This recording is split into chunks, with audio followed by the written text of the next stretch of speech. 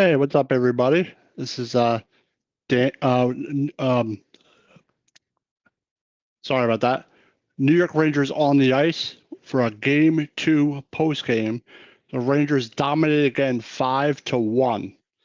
So I didn't expect this to happen again, but the Devils got the first goal, um, and it seemed like the Devils were getting some momentum, but then Tarasenko again scores a game tying goal, and then all of a sudden the floodgates open and the Rangers once again really took advantage of the momentum.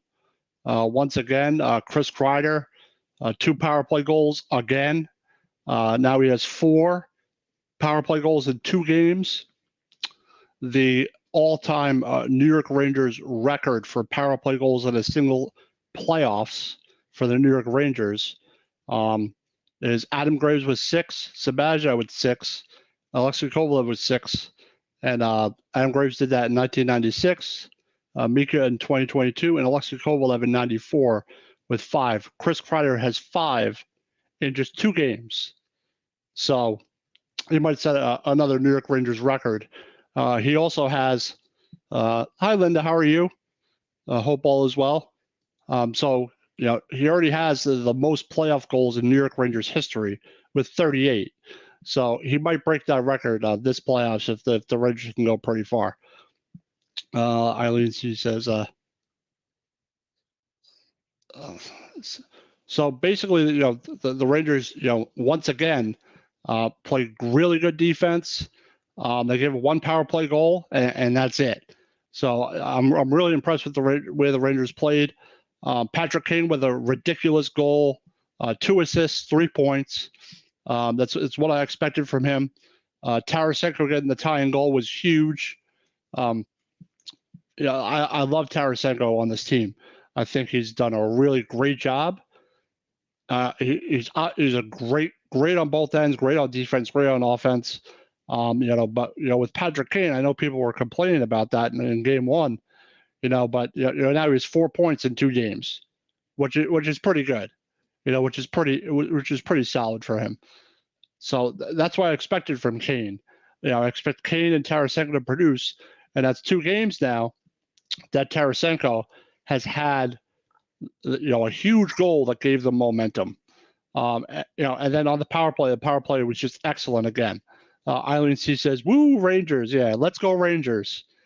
It's a great a great win for them, but it's obvious to see that the Devils have an experience problem. They just don't know how to handle the Rangers, especially on the power play.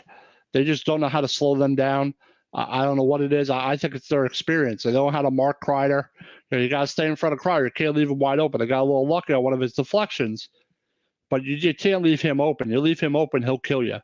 And you just got to worry about Patrick Kane, even though he's 34 years old. He's still a threat, and you can tell the Devils are thinking, he's going to shoot, he's going to pass. But hell of a win for the Rangers again, 5-1 once again. Say they just played an excellent game. Fuzzy said, "Congrats, City, got them where you want them now. Yeah, now you're not got to close it out. Fuzzy. Now you have to close this out because I don't want to have a situation where they come back and win 2 games. But the Garden's going to be electric for Game 3, at 8:00. I think it's an ABC game, so it's going to be absolutely crazy. Fox also has 6 assists in first 2 playoff games. That ties Gretzky in 81 and 87. He did that. So it's pretty good company for Fox. Adam Fox has played excellent. They've all stepped up their game. I thought that the forechecking was really good again. The Devils, really didn't have a lot of grade A chances tonight. And I credit the Rangers defense. Like, this is the best they've looked in like a couple of years, in a long time. I don't even know if I've seen them look this good, especially on the power play in the playoffs. Maybe since they went to the Stanley Cup, even though they lost, maybe that little run they had those 2-3 years. But Igor Shesterkin played another excellent game. The Rangers just seem to be able to have their way with the Devils. Once they get momentum, the Devils can't handle it. And to win 5-1 with both games on the road, it's an over 80% chance that they win the series now. In their history, when they've done that, they've won the series like 80-something% of the time, which is, so the Devils are in a real tough spot. I really don't know if they have an answer for the Rangers. It just seems like, they get, something goes their way, especially tonight. They got the first goal, they got some momentum, but as soon as the Rangers got that tying goal by Tarasenko, they just took off. Also late in the game, Hedl had a great pass, and Kakko buried it. That third line is really good. They're one of the best third lines in hockey, and they really are effective. They may have only had one goal tonight, but they're able to keep possession. I really like Schneider getting in a fight with McLeod. Both going at it. You can tell the Devils are definitely frustrated. So as a Ranger fan, I'm extremely happy. But I don't think Vanecek played a horrible game. I think he got unlucky on one of Kreider's deflections. He was screened for 2 goals. One where Trocheck screened him, one where Kreider tipped it and screened him. But if the Devils can get a better blue line and a better goaltending, it'll be a dangerous team. But the experience factor is really, really rough for them. The Rangers have about 885 games. They have 480 something. So the experience factor is just a huge difference in this series. So the Rangers win once again 5-1. I thought it was going to be a closer game the way the game started. They had one power play goal, but the second power play goal, they didn't even have a shot. Eileen C says the Devils can handle Rangers power play. Yeah, they just can't. They seem to I don't know what their penalty kill was. I know it's not that bad. It's 13th in the league or in the NHL or something. And it's Chris Kreider. Chris Kreider is just killing them. They can't seem to mark him or know where he is or be in front of him. And Chris Kreider is probably going to break the record for the most playoff goals as a New York Ranger. He's just been such a dangerous player in front, and you could tell that Kane is starting to get a little bit of chemistry with him, because that power play unit hadn't done anything in the regular season. They were, like I said, previously, they were 3 for their last 30 on the power play. And now they're 4 for 7 or 4 for 8, something ridiculous like that, almost 50% on the power play. And if you're going to give up, 50, the penalty, you're going to 50% of the time you're going to give up a goal. It's probably not going to work out too well for you.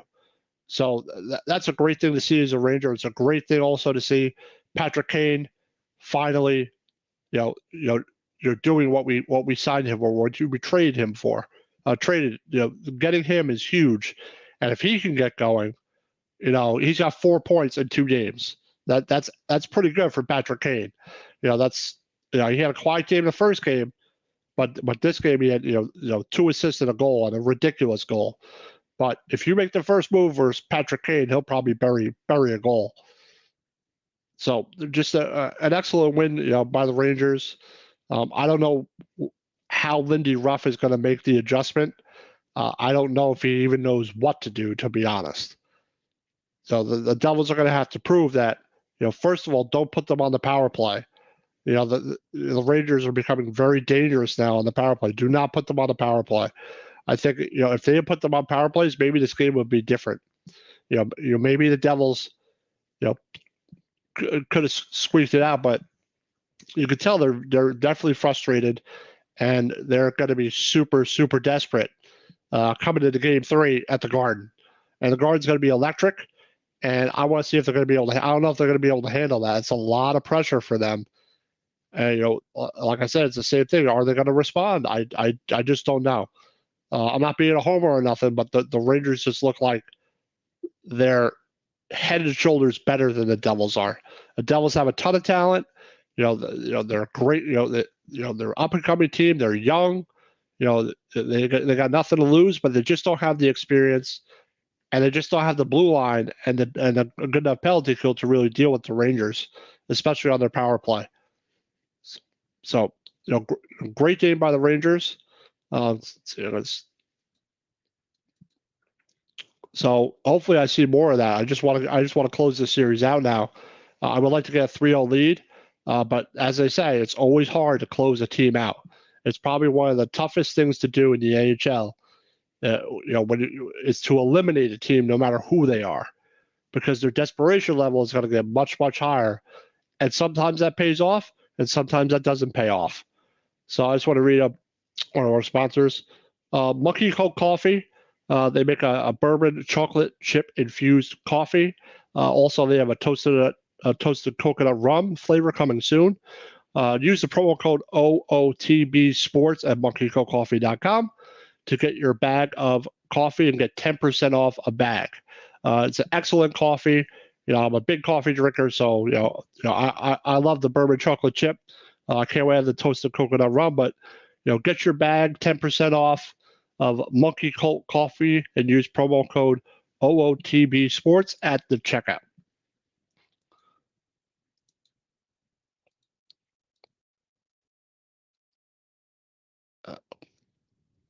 Okay. So any questions about the game? Anyone want to make a comment about the game? I don't know what else to really say about it. It's just a really good win, impressive win, but the Devils just don't have the experience, I think, to deal with it. So, anyone wants question about the game, anything else? I'm probably gonna edit it like 5-10 minutes here. But I just want to have a post game talk about, Chris Kreider setting Rangers records again. I think his jersey will be in the rafters one day, and I was really questioning, whether that 7-year contract was going to be worth it. And the first 2 years after that contract, Chris Kreider's really come up big. Having 50 goals last year, over 30 goals again this year. He's deadly on the power play when he gets going, and it's finally nice to see that unit that looked awful in the regular season. But the regular season is different than the playoffs. They looked absolutely awful. So, I want to see. Let's see what the Devils can respond. But they're really in a big hole. They got to dig themselves out, and I just don't know if they're going to be able to do that. Eileen says, "Do you think the Fighting is going to recover in the next game?" I think that might be why the Devils were doing that. Maybe to get some, not momentum, but I mean, when you're down like 4 goals, I don't know if it's really going to carry over, to be honest, because what do the Devils really have to fall back on that they've been successful at? I don't know if you can really name anything they've been successful at. They haven't been able to kill penalties versus the Rangers. They've killed them in that area. They haven't really been able to play their game, and the Rangers are not letting them play their game. Because their defensive forechecking is so good. It's like I said, the Rangers' defense has been better, especially around the net, especially in front of Shesterkin. Like that was their problem all year. He says, they were pretty chippy at the end. I like that fight, like I said, with Schneider. Schneider's just like 21, 22 years old. I think we took him at like pick 19 or something like that, just ahead of the Devils. I think they traded up to get him. And he's been excellent in the playoffs. Trouba was also played a really good game. He had a penalty, but that happens. So I thought overall the Rangers played another great game. They were down 1 goal, but you just keep on doing what you do, keep on playing your game. If the Rangers play their game, the Devils are not going to be able to beat them. Maybe they'll win one game. I really don't know, but I think to even some Devils fans, they're going to have to show that they could bounce back and handle some adversity, and they've never been through this ever before. And when you've never been through this before, it's really tough to turn around and dig out of a hole. So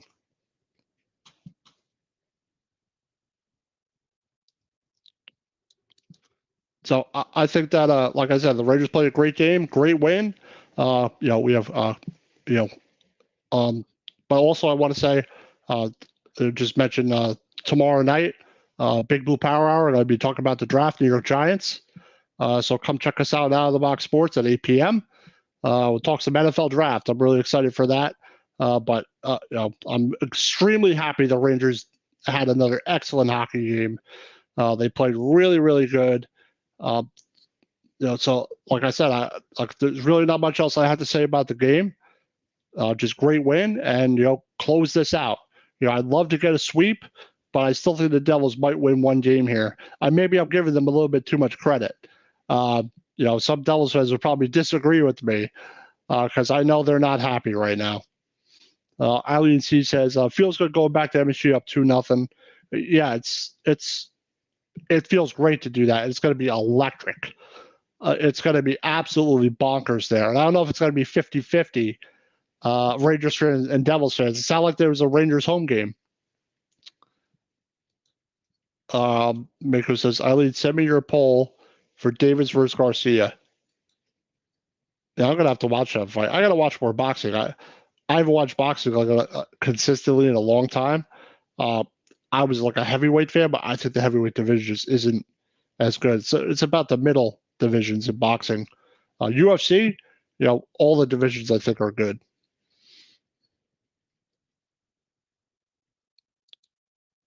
I just want to mention here, Ken Fry of the Batcave. His daughter plays for Not Your Average Jane's travel softball team, the all-girls travel softball team. To support the team and girls' travel and costs, contact Ken Fry, the Batcave. They're always looking for donations, always looking, for help. So contact Ken Fry and help him out if you can. They're always looking for for donations. He also has a great show. The Vegas sports scene and the Batcave. So check him out on Wednesday mornings at 10 o'clock. And then also on Saturday at 10 p.m. Another comment here. Let's see. Ali says, let me do that right now. It says, Mako Spencer says, this is going to be a great fight Saturday night. Awesome, brother. Gotcha, Eileen.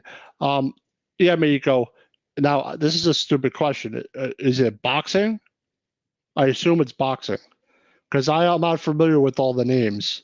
But I think I'm familiar with Garcia. So correct me if I'm wrong, Miko.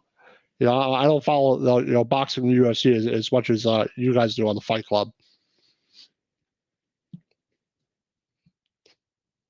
Yeah, it's boxing. I thought so. Yeah, what's the last fight I watched? I watched Shakur Stevenson beat somebody. He's a really good boxer. America says boxing catch weight 130. I've never even heard of that. Davis is the champ. Like they have so many divisions, and belts in boxing. I think it's too many. I'm going off on a tangent here, but I think it's just way too many divisions. But great win by the Rangers. I'm ecstatic they're up 2-0 going into the Garden.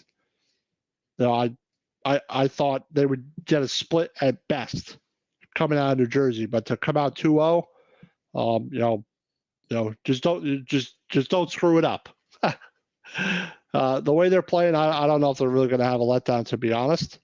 Let's see what the Devils got in Game 3 at 8 o'clock. I'll do a pregame also. I'm not sure exactly the time, but probably about 2 hours before the game. I'll definitely let you all know on the social media. I'll let you all know what time we're going to do that. Mako says, I was going to box till I got, knocked out by Trayshawn Wiggins in the ring. Yeah, Mako tells me, he's like, oh, I went to Trayshawn Wiggins' gym, and, I went to spar with him, and, I caught him, a little bit with, a punch, and he, almost knocked me out with, a love tap. It wasn't even, a full, punch. He's like, oh, man, I only went, I was going light on you. And man, I would never do that. It's just instinct to those guys. You catch one of those guys, they'll knock you out on accident. Maker says, woke up about 2 minutes later. Yeah, just imagine taking a full-on punch from just Trayshawn Wiggins or a professional boxer. Oh man, I don't know how they do it. I don't know how they do that. I don't know how they get punched in the face over and over again. I just don't know how how they deal with that. You know what I'm saying?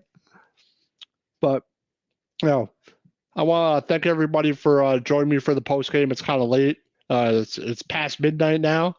We'll have a pregame on Saturday again. And hopefully the Rangers can get another win. Can get another win and be up 3-0 in this series, and then look to close it out. A couple more comments here.